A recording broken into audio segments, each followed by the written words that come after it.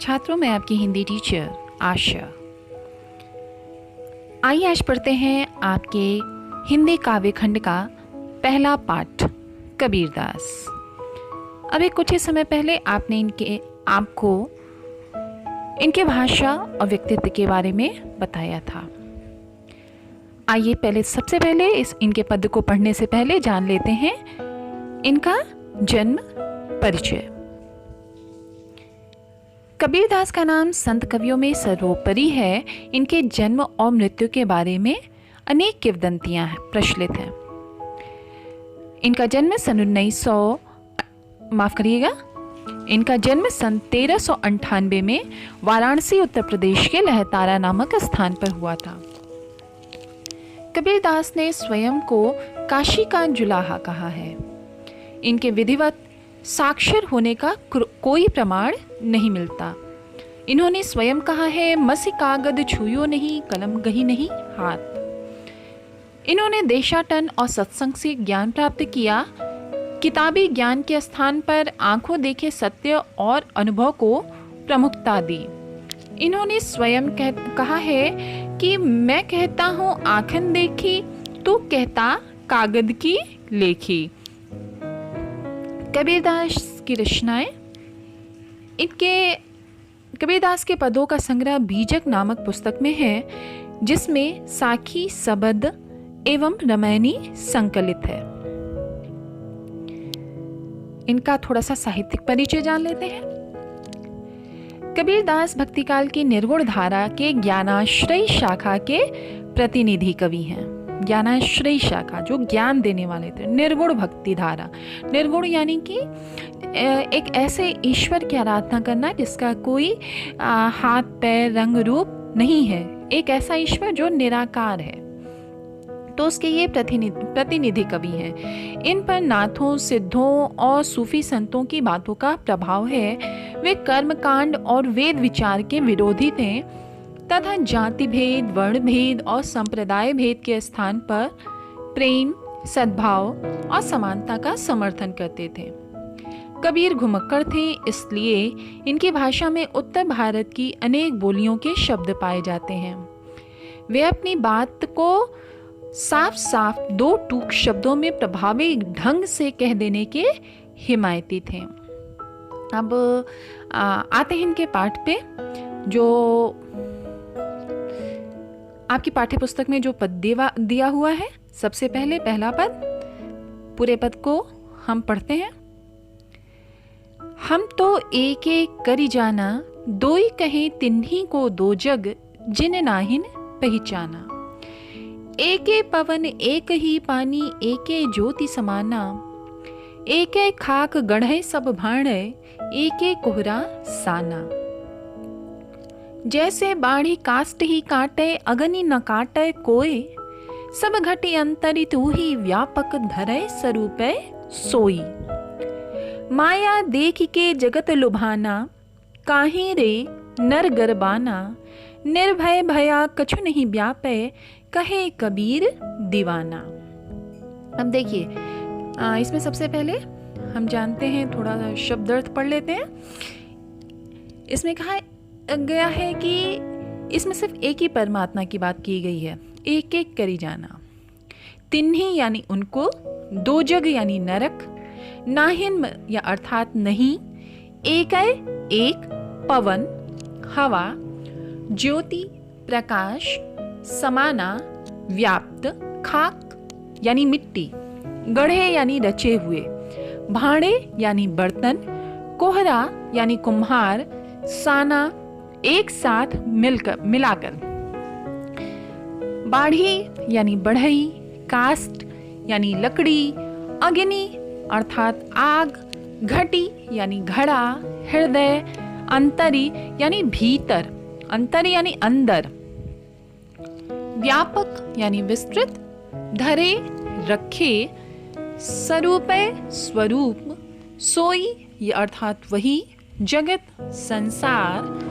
लुभाना मोहित होना, नर मनुष्य, गर्बाना यानी गर्व, गर्व करना, निर्भय यानी कि निडर, निडर होना, और दीवाना यानी कि बैरागी। अब सबसे पहले हम इसमें जानते हैं, थोड़ा इसके प्रसंग को पढ़ लें। प्रस्तुत यानी कि प्रसंग यानी कि बात को कहने, हम क्या इस पद्य में कौन सी बात कही जा रही है। तो प्रस्तुत पद जो है आपकी पाठ्य पुस्तक आरोह के भाग 1 में संकलित निर्गुण परंपरा के सर्वश्रेष्ठ कवि कबीर के पदों से उद्धृत है।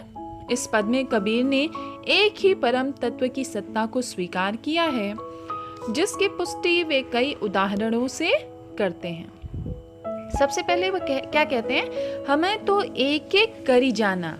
कहते हैं कबीरदास जी कहते हैं हमने तो जान लिया है कि ईश्वर एक ही है।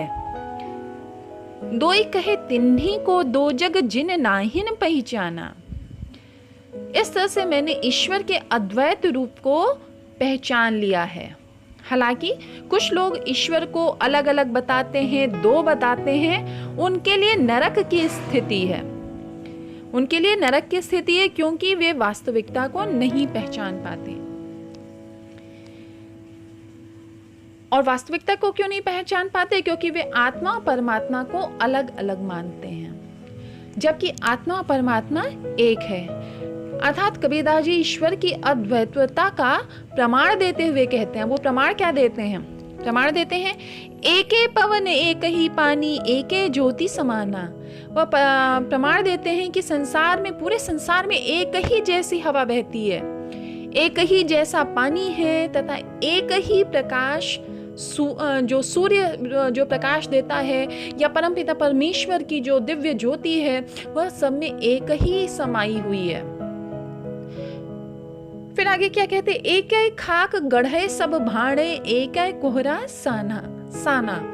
कुम्हार भी एक ही तरह की मिट्टी से सब बर्तन बनाता है, भले ही बर्तनों का आकार प्रकार अलग अलग हो, तो वह हमें बनाने वाला, वह जीवों को बनाने वाला, वह परमपिता परमेश्वर, वह ईश्वर एक ही है।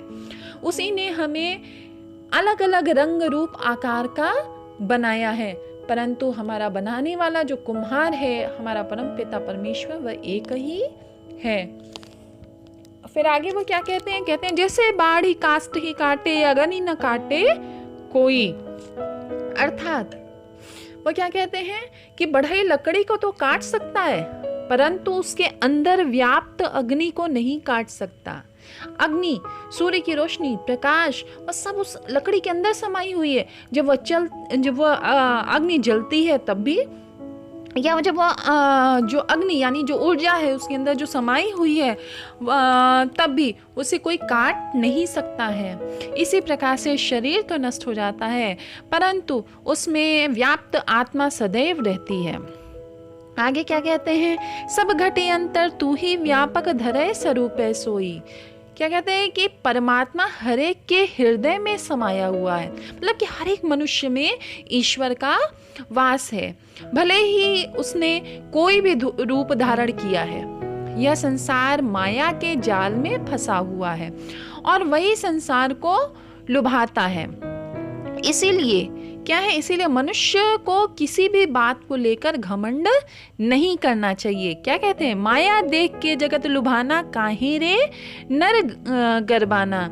इसलिए मनुष्य को इस संसार में तमाम तरह के माया जाल पड़े हुए हैं। जो धन है, दौलत है, ऐश्वर्य है, गाड़ी बंगला, साजो सामान, सब कुछ है ऐश्वर्य, सब कुछ ये सिर्फ माया है। और इस माया के कारण क्या होता है, इस माया के कारण मनुष्य घमंड में भर जाता है। मेरे पास इतना पैसा है, मेरी ऐसी नौकरी है, मैं इस पोजीशन पे हूँ, परंतु वह सब कुछ सिर्फ संसार में माया है। फिर कहते हैं कबीरदास जी आखिरी पंक्तियों में कहते हैं, निर्भय भया कछु नहीं व्यापे कहे कबीर दीवाना। कबीरदास जी कहते हैं कि जब मनुष्य निर्भय हो जाता है तो उसे कुछ भी नहीं सताता। कबीरदास भी अब निर्भय हो गए हैं और वह ईश्वर के दीवाने हो गए हैं। समझ में आया? अब देखिए इसमें इन काव्य पंक्तियों में क्या विशेष है। हर काव्य की हर पद्य की अपनी विशेषता होती है। इसमें क्या विशेष है? कबीर ने आत्मा और परमात्मा को एक बताया है। उन्होंने माया, मोह व गर्व की व्यर्थता पर प्रकाश डाला है। एक एक में यमक अलंकार है। यमक अलंकार आप जानते ही हैं, जहाँ कोई भी शब्द एक से अधिक बार आता है परंतु उसके अर्थ अलग अलग होते हैं, वहाँ यमक अलंकार होता है। फिर खाक और कोहरा में रूपकातिशयोक्ति अलंकार है। अनुप्रास अलंकार की छटा दर्शनीय है। भाषा सदुक्कड़ी है। और यहाँ पे उदाहरण अलंकार है। पद में गेयता व संगीतता है। ठीक।